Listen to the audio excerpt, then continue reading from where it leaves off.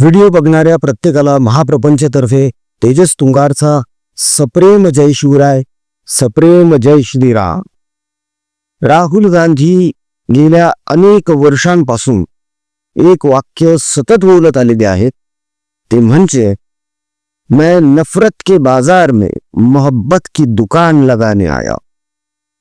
मात्र त्यांच्या या कथनी आणि करणीमध्ये खूप फरक आहे. तुम्ही कधी बघा, राहुल गांधी बोलत असताना कधीही असे शांतपणे बोलत नाहीत.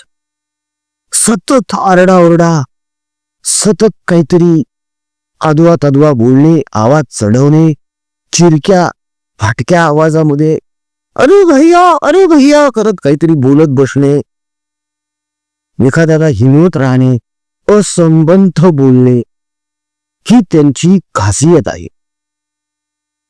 अनेकदा ते बोलत असताना असं काही बोलून जातात ज्यामुळे देशभर त्यांची खिल्ली उडवली जाते आणि म्हणूनच या व्यक्तीला राष्ट्रीय पप्पू घोषित करण्यात आलेलं आहे. बरं, हे या माणसाला माहित नसेल का? तर माहिती आहे. याची बहीणच अनेकदा बोलली आहे की राहुल गांधीला तुम्ही पप्पू जरी म्हणत असाल तरी हा पप्पू तुमच्यावर भारी पडतो, तुम्ही पप्पूला घाबरता. बोलता बोलता त्याची बहीण सुद्धा याला पप्पू बोलून दिली. म्हणजे विचार करा तुम्ही, या काँग्रेसच्या नेत्यांकडे म्हणजे सोनिया गांधीच्या लेकरांकडे बुद्धीच नाहीये आणि बुद्धी नसल्या कारणाने हे अदवा तदवा काहीही बोलायला लागतात. लगातार इलेक्शन्स हरण्याचा विश्वविक्रम राहुल गांधी यांच्या नावावर झालेला आहे. 90च्या वर निवडणुका हे हरलेत. तरी सुद्धा यांना असं वाटतं की मी खूप हुशार आहे, प्रकांड पंडित आहे आणि जनता माझ्या सोबत आहे. अहो, जनता जर तुमच्या सोबत आहे तर मग भारतीय जनता पक्षाचा विजय कसा होतो? राहुल गांधींचं म्हणणं असं आहे की नरेंद्र मोदी वोट चोरी करून निवडून आलेले आहेत. पण वस्तुस्थिती अशी आहे की देशातली कोट्यावधी जनता नरेंद्र मोदींवर विश्वास ठेवते, प्रेम करते आणि म्हणूनच ते प्रेम मतदानातून व्यक्त होतं. नरेंद्र मोदींनी आजपर्यंत देशासाठी जे कार्य केलेलं आहे, ज्या स्कीम्स आणलेल्या आहेत, मेक इन इंडिया सारख्या गोष्टी आहेत, त्याच्यानंतर स्टार्टअप्स आहेत, जनधन योजना आहे, शेतकऱ्यांच्या खात्यावर डायरेक्ट पैसे चाललेले आहेत, तरुणांना लोन मिळत आहेत, सबसिडीज मिळत आहेत, शौचालय बांधली गेली. तो तुमच्या आई बहिणी गावामध्ये पहाटे पहाटे शौचाला जायच्या, मात्र जर त्यांना दिवसभरामध्ये शौचाला जायचं असेल तर त्या बिचाऱ्या कळ सोसायच्या आणि अंधार पडल्यावर जायच्या. अंधार पडल्यानंतर सुद्धा त्या रस्त्याने एखादी गाडी आली, तिचा लाईट दिसला तर ह्या त्या अवस्थेत पळून जायच्या. इतकी दयनीय अवस्था होती. मात्र आज घराघराच्या बाहेर शौचालय आहे, जे बांधण्यासाठी सुद्धा सरकारी मदत गेलेली आहे. 370 हटवण्यात आलेलं आहे. राम मंदिराचं निर्माण झालेलं आहे, जो की प्रलंबित विषय होता. आणि याच सगळ्या अशा गोष्टींमुळे नरेंद्र मोदी यांची लोकप्रियता वाढत चालली आहे आणि म्हणून त्यांना मतदान होत आहे. मात्र याचा पोटशूळ राहुल गांधीला खूप जास्त आहे. फक्त राहुल गांधीच नाही तर अवघ्या काँग्रेसने. मुळात हे काँग्रेसचे जंबे आहेत, नेते म्हणा किंवा कार्यकर्ते, हे सगळेच्या सगळे पप्पू मॅक्स आहेत. राहुल गांधी पप्पू आहे, पण त्याला पंतप्रधान पदी बसण्याचं स्वप्न बघणारे हे पप्पू मॅक्स आहेत. याच राहुल गांधींनी संसदेमध्ये धिंगाणा करायला सुरुवात केली, आरडाओरडा करायला सुरुवात केली, हिंदूंवर बोलायला सुरुवात केली. यांचं म्हणणं असं आहे की नरेंद्र मोदी हिंदू नाहीत. भारतीय जनता पक्षाचे लोक हिंदू नाहीत. मग हे आहेत कोण? पर्शियन आहेत का हिब्रू आहेत की बांगलादेशी आहेत? नेमकं राहुल गांधीला म्हणायचंय काय? राहुल गांधीने नेहमीप्रमाणे त्याच्या अर्वाच्य भाषेमध्ये म्हणजेच आरडाओरडा करण्याच्या भाषेमध्ये संसदेमध्ये धुडगूस घातला, धिंगाणा घालण्याचा प्रयत्न केला. त्याचा हेतू एवढा होता की काहीही करून संसदेचं कामकाज तहकूब व्हावं. मात्र जेव्हा अमित शहा बोलायला उठले तेव्हा याची पाचावर धारण बसली आणि त्याचं तोंड बघण्यासारखं झालं. ती व्हिडिओ क्लिप आम्ही तुम्हाला दाखवणार आहोत मित्रांनो. अमित शहा यांनी ज्या प्रकारे राहुल गांधी यांना धुतले, ही गोष्ट राहुल गांधी मरेपर्यंत लक्षात ठेवतील. असा काहीसा प्रकार आत्ता अधिवेशनामध्ये घडलेला आहे. तो प्रकार आम्ही तुम्हाला दाखवणारच आहे. ती क्लिप आम्ही तुम्हाला दाखवणार आहोत. तत्पूर्वी एक छोटीशी गोष्ट तुम्हाला सांगायची होती.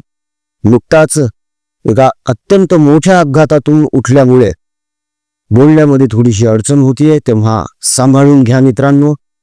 संवाद साधणं गरजेचं आहे आणि ह्या नकली दळभद्री काँग्रेसचा बुरखा फाडणं अत्यंत गरजेचं आहे. म्हणून जसं जमेल तसं तुमच्याशी संवाद साधण्याचा प्रयत्न करतो. मध्यंतरी आजारी असताना देखील आपलं सेवा कार्य सुरूच होतं. छत्रपती संभाजीनगर येथील गव्हर्नमेंट कॅन्सर हॉस्पिटलमध्ये आपण अन्नदान करतच होतो. अनेक महिन्यांपासून आपलं हे कार्य चालूच आहे. आपल्याला जसं जमेल तसं आपण हे कार्य करत आहोत. मात्र आता जे गरजू रुग्ण निकषांमध्ये बसत नाहीत आणि ज्यांना प्रायव्हेटमध्ये उपचार घ्यावे लागतात, ज्याचा खर्च हजारो लाखोंमध्ये आहे, औषधांचा खर्च हजारो लाखोंमध्ये आहे, अशांना आता आपल्याला मदत करायची. ज्यांचे नातेवाईक बिचारे हातगाड्यांवर झोपतात, फुटपाथवर झोपतात, ज्यांच्याकडे खायला अन्न नाहीये, त्यांना 2 वेळेचं अन्न म्हणजे जेवण आणि अन्न, पाऊस, वारा, थंडी यापासून संरक्षण घे असं छानसं शेल्टर जिथे त्यांना आराम करता येईल असं उभं करून द्यायचंय. खर्च खूप मोठा आहे. थोडासा वेळ लागण्याची शक्यता आहे. खात्री आहे आतापर्यंत तुम्ही जशी साथ दिली तशी साथ पुढे देखील देतच राहाल याची आम्हाला खात्री आहे, अपेक्षा देखील आहे मित्रांनो. प्रभू श्रीरामाच्या आशीर्वादाने आपला हा संकल्प नक्कीच तडीस जाणार आहे. तेव्हा कळकळीचं आवाहन आहे, आम्ही आमच्या परीनं आम्हाला जे जे शक्य आहे ते आमच्या पदरचे पैसे टाकून आम्ही करतच आहोत. मात्र मित्रांनो, हे खरंच खूप मोठं काम आहे आणि म्हणूनच कळकळीचं आवाहन आहे, ज्याला ज्याला जे जे शक्य आहे त्यानं ते योगदान, मदत दिल्या गेलेल्या जीपे फोनपे क्रमांकावर अवश्य पाठवा. एक रुपयाचा आपल्याकडे ट्रॅक रेकॉर्ड आहे. एक रुपया आपण त्या रुग्णांसाठी आणि त्यांच्या नातेवाईकांसाठीच वापरत आहोत. आपल्याकडे त्याचा सगळा ट्रॅक रेकॉर्ड आहे. मित्रांनो, आज त्यांना खरंच गरज आहे. तेव्हा माणूस म्हणून, या समाजाचा घटक म्हणून आपण त्यांना दाखवून देऊया की घाबरू नका रे, आम्ही तुमच्या सोबत आहोत, खचून जाऊ नका, माणुसकी अजून जिवंत आहे. तेव्हा मित्रांनो, दिल्या गेलेल्या जीपे फोनपे क्रमांकावर तुमच्या इच्छेनुसार, मर्जीनुसार सहकार्य करा. ट्रान्झॅक्शन केल्यावर त्याचा स्क्रीनशॉट व्हॉट्सअप करा, म्हणजे त्याचा ट्रॅक रेकॉर्ड आपल्याला ठेवता येईल. प्लीज यापुढे मन मोठं करा. प्रभू श्रीरामाचं नाव घ्या आणि या ईश्वर सेवेमध्ये वाटा उचला. चला आता बघूया तर बेताल राहुल गांधीची अमित शहा यांनी धुलाई करत कशी बोलती बंद केली. Amit Shah ji, I challenge you to have a debate on the 3 press conferences. आपकी मुंसफी से संसद नहीं चलेगी. मेरे यहाँ बोलने का क्रम मैं तय करूंगा. इस तरह से नहीं चलेगी संसद. उनको धैर्य रखना चाहिए मेरा जवाब सुनने का. इनकी एक एक बात का जवाब मैं दूंगा, मगर मेरे भाषण का क्रम वो तय नहीं कर सकते, मैं करूंगा क्योंकि मैं बोल रहा हूं मन। सर, ये आपने अगर अमित शाह जी का रिस्पॉन्स देखा तो ये कंप्लीटली डिफेंसिव रिस्पॉन्स है। सुनो ना, दो बड़े बोलते हैं तब बीच में नहीं बोलते। ये घबराया हुआ रिस्पॉन्स है, ये डरा हुआ रिस्पॉन्स है। आप सुनिए पूरी बात, प्लीज प्लीज मानिए। नो, सच्चा रिस्पॉन्स नहीं है। आपके चेहरे पर चिंता की लकीरें मैं देख रहा हूं कि मैं क्या बोलूंगा। मैं उनके उत्साह में नहीं आऊंगा, मैं मेरे विषय पर बोलूंगा। हम भी विपक्ष में बैठे हैं, हम चुनाव जितने जीते हैं इससे ज्यादा हारे हैं। हम लोगों का तो एक प्रकार से पौना जिंदगी ही विपक्ष में ही चला गया, चाहे राज्य हो या केंद्र हो। कई चुनाव हमारे, हमने चुनाव आयुक्त और चुनाव आयोग पर कभी आरोप नहीं लगाया। इन्होंने कहा कि वोट चोरी से जीते, वोट चोरी से नहीं जीते। आपने सर्जिकल स्ट्राइक का विरोध किया इसलिए हम जीते, आपने एयर स्ट्राइक का विरोध किया इसलिए जीते, आपने 370 हटाने का विरोध किया इसलिए जीते हैं, आपने राम मंदिर बनाने का विरोध किया इसलिए जीते हैं, आपने घुसपैठियों को हटाने का विरोध किया इसलिए जीते हैं, आपने सीए का विरोध किया इसलिए हम जीते हैं, आपने ट्रिपल तलाक हटाने का विरोध किया इसलिए जीते हैं, और आप वन नेशन वन इलेक्शन का विरोध कर रहे हो इसलिए हम फिर से जीते हैं। दादा, आप बीमार हो मैं समझ रहा हूं, मगर बीमार ज्यादा हो तो घर पे रहा करो, यहां सदन का माहौल मत बिगाड़िए।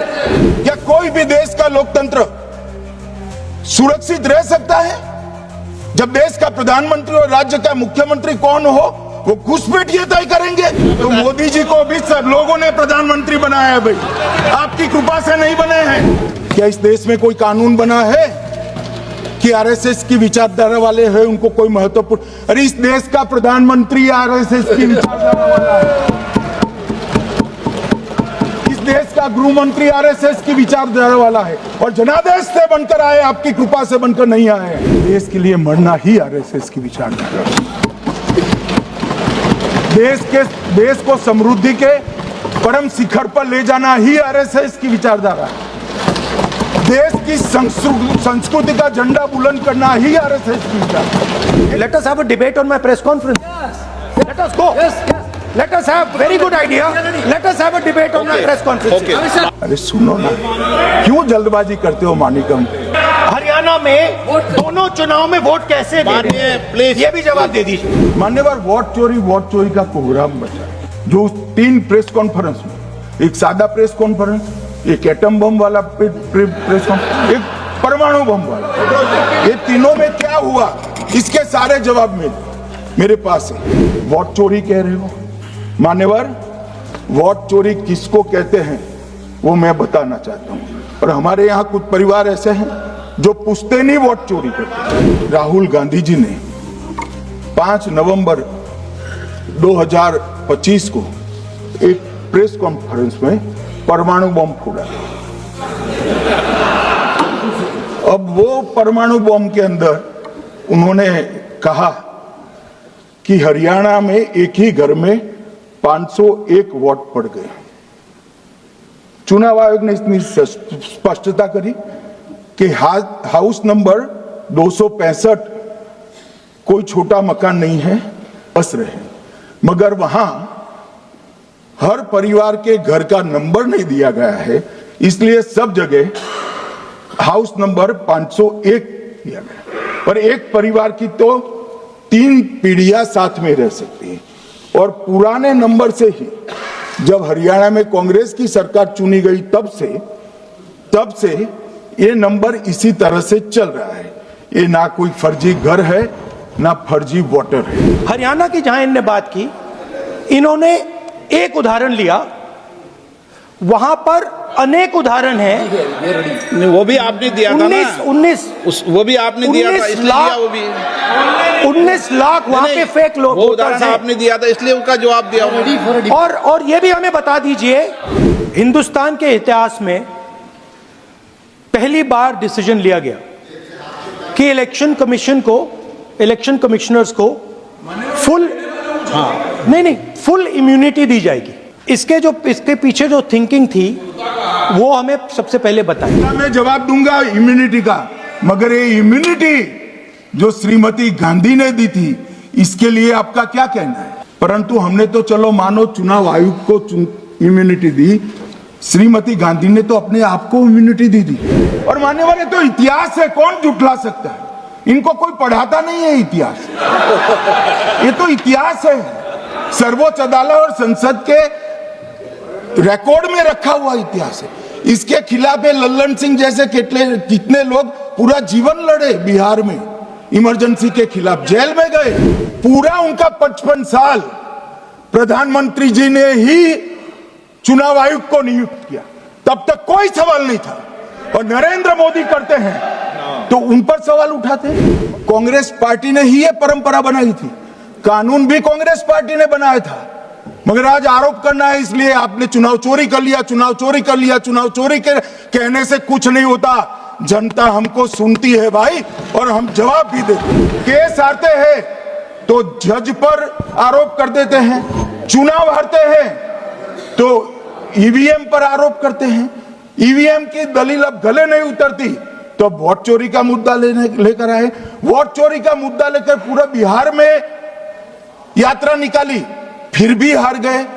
अब हारने का कारण आपका नेतृत्व है, ये हारने का कारण ईवीएम और मतदाता सूची नहीं।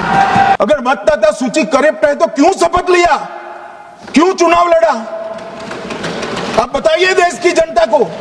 आप लोग यहाँ कैसे पहुंचे? ये वोट चोरी करते रहे, घुसपैठिया बचाओ यात्रा निकाली और बिहार में 2/3 बहुमत से हम जीत गए। एसआईआर का विरोध करोगे तो बिहार की जगह बंगाल और तमिलनाडु में भी साफ। एसआईआर क्या है?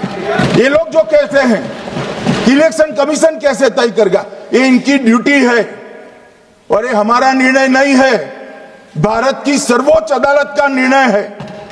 और हम सब भारत की सर्वोच्च अदालत के निर्णय से बंधे हुए हैं। देश के अंदर चुनाव न जीते तो चुनाव आयोग को बदनाम करो, चुनाव प्रक्रिया को बदनाम करो, मतदाता सूची को बदनाम करो, ये हमारे लोकतंत्र का भला नहीं करेगा।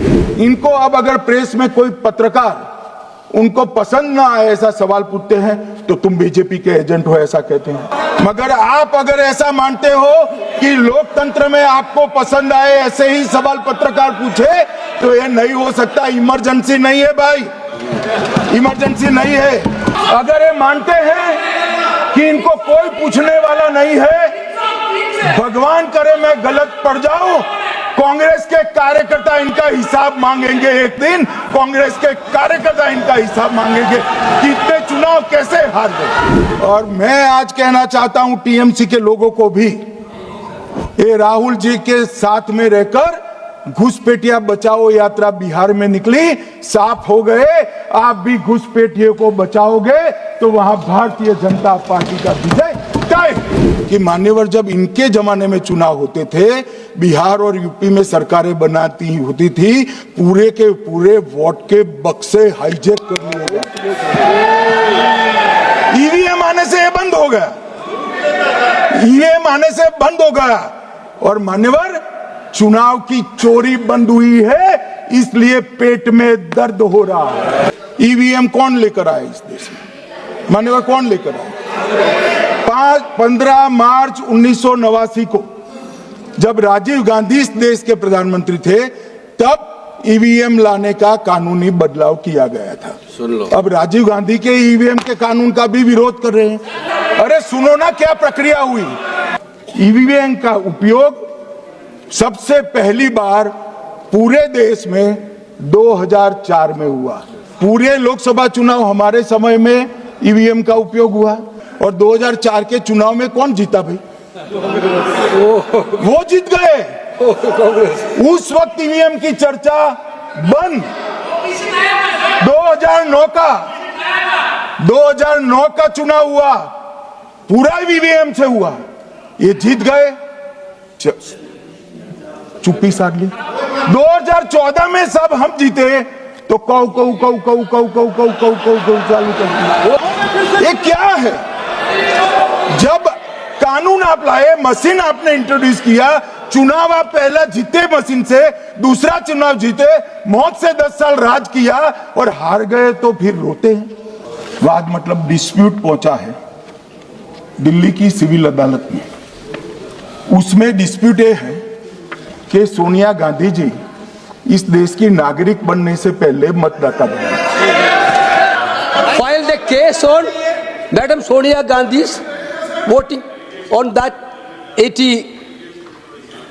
Sir, that Ross Avenue Court dismissed that case without, there is no substance in that case.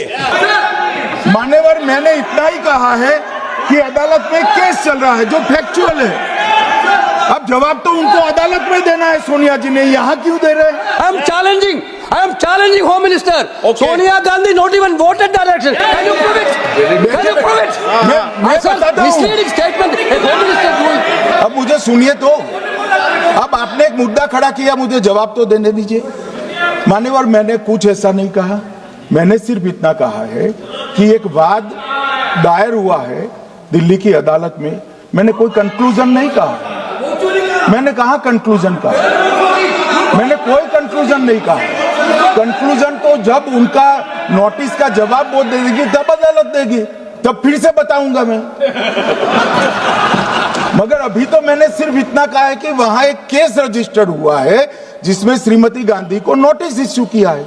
इसमें इतने लाल पीले होने की जरूरत क्या है? मान्यवर, जब उन्होंने कहा कि हम चुनाव सुधार पर चर्चा करने के लिए तैयार है, हम तुरंत मान गए और आज चुनाव सुधार पर ही चर्चा हुई। अरे सुनिए ना भाई, मेरा आपसे विनम्र निवेदन है, मैं आधी रात तक बैठने के लिए तैयार हूं, मुझे कोई आपत्ति नहीं। मेरा भाषण समाप्त हो जाए और मान्यवर एक नई फैशन हो गई है, इतिहास बताते हैं तो नाराज हो जाते हैं कि आप इतिहास मत बताइए। अरे भला कोई भी प्रक्रिया, कोई भी देश, कोई भी समाज इतिहास को छोड़कर कैसे आगे बढ़ सकता है? चर्चा इन्होंने जिस तरह से शुरू करी है, जवाब तो मुझे देना पड़ेगा। एक तरफा 4 महीने से झूठ फैलाया और देश की जनता को गुमराह करने का प्रयास किया। भाई, मतदाता सूची पुरानी हो या नहीं, आपका हारना तय है। ये मतदाता सूची से नहीं होता। एसआईआर क्या है? मतदाता सूची का सुधार करने की प्रक्रिया है और वो कर रहे हैं तो भी विरोध कर रहे हैं। एसआईआर क्या है? मानो कि जिनकी मृत्यु हो गई उनके नाम कट जाए, जो 18 साल से बड़े हो गए उनके नाम जोड़ जाए, और जो विदेशी नागरिक है उनको चुन चुन कर डिलीट किया जाए। एसआईआर पर ही चर्चा करी। और ये कह रहे हैं कि चुनाव आयोग क्यों ये कर रहा है? भाई, इसका दायित्व है इसलिए कर रहे हैं। ये 200 बार भी बहसकार करेंगे, एक भी अवैध घुसपैठियों को इस देश में हम वोट नहीं देंगे। संसद का समय लोगों को भ्रम फैलाकर के क्यों समय बर्बाद किया? ये धिक्कार है। हमको मालूम था ये भागने वाला। आप बॉर्डर नहीं बनाने देते, फेंसिंग नहीं करने दोगे, घुसपैठ नहीं होगी। फिर भी चलो, मैं पूछना चाहता हूं कि घुसपैठ होकर सबसे पहले घुसपैठिया कहां था? पटवारी को मालूम नहीं पड़ता? गांव के थाने वाले को मालूम नहीं पड़ता? इसकी मतदाता सूची में नाम डालने के लिए आधार कार्ड कहां बनता है? वहीं बनता है। उसका राशन कार्ड कहां बनता है? बंगाल में बनता है। और मतदाता सूची में कौन सी मतदाता सूची में ऐड होता है? तो बंगाल में होते। आपकी कोई जिम्मेदारी नहीं है। एसआईआर का विरोध करोगे तो बिहार की जगह बंगाल और तमिलनाडू में भी साफ। अमित शहा यांनी तर स्पष्टच सांगितले ना हो की भारतीय जनता पक्षाचा विजय कसा झाला। तुम्ही सर्जिकल स्ट्राईकला विरोध करता, तुम्ही 370ला विरोध करता, तुम्ही CAA ला विरोध करता। देशामध्ये ज्या ज्या काही चांगल्या गोष्टी घडत चाललेल्या आहेत त्या सगळ्या गोष्टींना तुमचा विरोध आहे। तुम्ही वक्फ बिलचं समर्थन करता, लोकांना राग येणार ना। राम मंदिराच्या विरोधामध्ये याच काँग्रेसने 11 वकिलांची फौज दिली होती। राम काल्पनिक आहे हे यांचे स्टेटमेंट्स आहे। 2014 पर्यंत देशातली जनता गप्प होती हो। पण नरेंद्र मोदी नावाचा एक वाघ आला, एक हिंदू वाघ आला आणि त्याने या झोपलेल्या हिंदूंमधलं हिंदुत्व जागृत केलं आणि त्याचा हा परिणाम आहे. ईव्हीएम वर हे लोक आज खापर फोडतायत. अहो पण ईव्हीएम आणलंच कुणी? काँग्रेसने ना, राजीव गांधींनी ना. 2004चं इलेक्शन हे ईव्हीएम वर जिंकले. 2009चं इलेक्शन काँग्रेस ईव्हीएम वर जिंकली. अहो 2014 पर्यंत सत्ता तुमच्याच हातात, निवडणूक आयोग तुमच्याच हातात. मग मोदी कसे काय निवडून आले 14ला? तेव्हा ईव्हीएम हॅक झालं असेल का? तेव्हा तर सगळी प्रणाली तुमची होती. आज ईव्हीएम वर काँग्रेस बोंब मारत आहे, मात्र या प्रश्नांची उत्तरं देत नाहीत. वरतून हे तोंड वर करून असं म्हणतात की इतिहासामध्ये जाऊ नका, वर्तमानामध्ये काय चाललंय ते बघा. अरे असं कसं? जो देश आपला इतिहास विसरतो, जो समाज आपला इतिहास विसरतो, तो नेस्तनाबूत होत जातो. चाणक्य सुद्धा बोलून गेलेले आहे, जो इतिहास विसरला तो रसातळाला गेला. त्यामुळे काँग्रेसच्या पापांचा हा इतिहास यांना वेळोवेळी दाखवत राहणं अत्यंत गरजेचं आहे. मित्रांनो, हे इतके नालायक आहेत की भाजप द्वेषापोटी आपण देशद्रोही झालेलो आहोत, भारतद्वेषी झालेलो आहोत, हे सुद्धा यांच्या लक्षात येत नाहीये. आणि यांची ही चाटुकार यांची भलावण करण्याचा प्रयत्न करतात, मात्र ते सुद्धा तोंडघशीच पडतात. खरं तर यांच्या या बालिश प्रश्नांना अमित शहा सारख्यांनी उत्तर देण्याची गरजच नाही आहे. भारतीय जनता पक्षाचा एखादा प्रवक्ता किंवा कार्यकर्ताच पुरेसा आहे यांची छड्डी काढण्यासाठी, यांचं धोतर फेडण्यासाठी. इंदिरा गांधी देखील धांदली करून जिंकलेल्या राजनारायण यांच्या विरोधामध्ये. राजनारायण कोर्टात गेले, कोर्टाने इंदिरा गांधींच्या विरोधामध्ये निर्णय दिला आणि आपलं पंतप्रधान पद जाऊ नये म्हणून इंदिरा गांधींनी देशभरामध्ये एमर्जन्सी लादलेली आहे. आणि ही वस्तुस्थिती कोणी नाकारू शकेल का? वोट चोरी तर नेहरूंपासून चालू आहे, इंदिरा गांधींनी सुद्धा केली. अमेठीमध्ये, कर्नाटकमध्ये काय चालू आहे हे वरतोंड करून आरोप करतात की बिहारमध्ये वोट चोरी झाली, मध्य प्रदेशात झाली, महाराष्ट्रामध्ये झाली. का हो, कर्नाटकमध्ये तुमचं राज्य आहेच ना, हिमाचलमध्ये तुमचं राज्य आहेच ना, तिथे वोट चोरी नाही झाली का? हा सगळा डोंगीपणा आहे. केवळ आणि केवळ चर्चेत राहायचं आहे. आपण अजूनही राजकारणात आहोत हे लोकांना दाखवून द्यायचं आहे. म्हणून काँग्रेसचे हे बालिश नेते, राष्ट्रीय पप्पू आणि त्यांचे चाटुकार हे अशी काहीतरी बडबड अधूनमधून करत असतात. मात्र यांची आता धुलाई व्हायला सुरुवात झालेली आहे आणि ही धुलाई आणखी वाढत जाणार आहे. महाराष्ट्रामध्ये आता 29 महानगरपालिकांच्या निवडणुका होणार आहेत. या निवडणुकांमध्ये बघूया काँग्रेसचे काय हाल होतात ते. ही काँग्रेस नावाची कीड हा देशाला लागलेला कॅन्सर आहे आणि हा कॅन्सर या काँग्रेस नावाच्या कीडला राजकारणातून हद्दपार केल्यानंतरच बरा होणार आहे, त्याशिवाय नाही. मात्र आपण ज्या कॅन्सरग्रस्त रुग्णांसाठी काम करतोय ना, त्यांचा कॅन्सर औषधोपचाराने बरा होणार आहे. पण बरेचसे रुग्ण असे आहे गव्हर्नमेंट हॉस्पिटलमध्ये जे निकषांमध्ये बसत नाहीत त्या हॉस्पिटलच्या, म्हणून त्यांना प्रायव्हेट हॉस्पिटलमध्ये जावं लागतंय, ज्याचा खर्च हजारो लाखो आहे. ज्यांच्या नातेवाईकांची 2 वेळच्या खायची भ्रांत आहे, बिचारे रस्त्यावर फुटपाथवर कुठेही झोपायले, थंडी वाऱ्याची पर्वा न करता.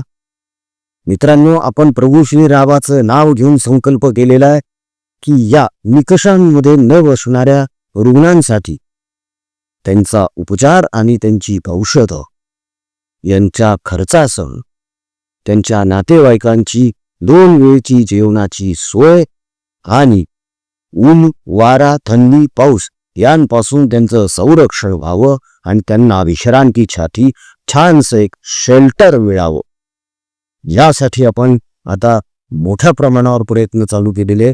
आम्ही आमच्या परीनं मित्र मिळून जसे जमतील तसे पैसे गोळा करून पदरचे पैसे टाकून हे कार्य सुरू केलेलं आहे. मात्र निधी खूप लागणार आहे मित्रांनो.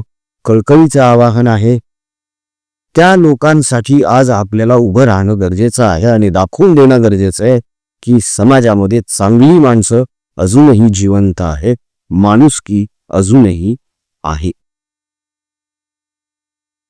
माणूस आजारानं खचत नाही हो, त्या आजारावर जो खर्च होतो ना, तो खर्च कसा जमवायचा यानं जास्त खचून जातो. तर त्यांना खचून जाऊ देऊ नका. त्यांना ह्याची जाणीव करून देऊया की घाबरू नका रे, आम्ही तुमच्या पाठीशी आहोत. तेव्हा मित्रांनो, तुम्हाला जे काही शक्य आहे ते योगदान, मदत, सहयोग निधी, सहकार्य निधी दिल्या गेलेल्या जीपे, फोनपे क्रमांकावर अवश्य पाठवा, आवर्जून पाठवा. कळकळीचं आवाहन आहे. ट्रान्झॅक्शन केल्यानंतर त्याचा एक स्क्रीनशॉट आम्हाला व्हॉट्सअपवर नक्की पाठवा, म्हणजे 1-1 रुपयाचा आपल्याला ट्रॅक रेकॉर्ड ठेवता येईल. खात्री बाळगा, हा 1-1 रुपया त्या ईश्वर सेवेमध्ये, रुग्णसेवेमध्येच लागतोय. आम्ही आमच्या पदाचे पैसे टाकतोय हो. तेव्हा तुम्हाला जे शक्य आहे, फुल न फुलाची पाकळी पाठवा ना या. इतकं कळकळीचं आवाहन करतोय मित्रांनो. तळमळीनं काम चालू आहे. हे पुढे सातत्यानं आपल्याला करत राहायचंय. हा विडा उचललाय आपल्या स्वाभिमानी हिंदू प्रपंच परिवाराने. तर याच आपल्या हिंदू बंधू बांधवांसाठी, भगिनींसाठी आज आपल्याला उभं राहायचंय. तेव्हा प्रभू श्रीरामाचं नाव घ्या, बन मोठं करा आणि या ईश्वर सेवेमध्ये वाटा उचला. एवढीच नम्र विनंती, कळकळीचं आवाहन. आजचा व्हिडिओ कसा वाटला कमेंटमध्ये आम्हाला नक्की कळवा. आमचा कमेंट बॉक्स तुमच्या प्रतिक्रियांसाठी आतुरतेने वाट बघत असतो. तेव्हा पटापट कमेंट्स करायला सुरुवात करा. राजकीय बातम्या, राजकीय घडामोडी, राजकीय अपडेट्स रंगतदार पद्धतीने जाणून घेण्यासाठी बघत राहा महाप्रपंच. पुन्हा भेटूया पुढच्या व्हिडिओमध्ये. तोपर्यंत जय हिंद, जय महाराष्ट्र, वंदे मातरम, जय शिवराय, जय शंभूराजे, जय भवानी, जय जगदंब, भारत माता की जय. जय श्रीराम. रघुपति राघव राजा राम, पतित पावन सीताराम. रघुपति राघव राजा राम, पतित पावन सीताराम. रघुपति राघव राजा राम, पतित पावन सीताराम. सुंदर विग्रह मेघ श्याम, गंगा तुलसी शाली.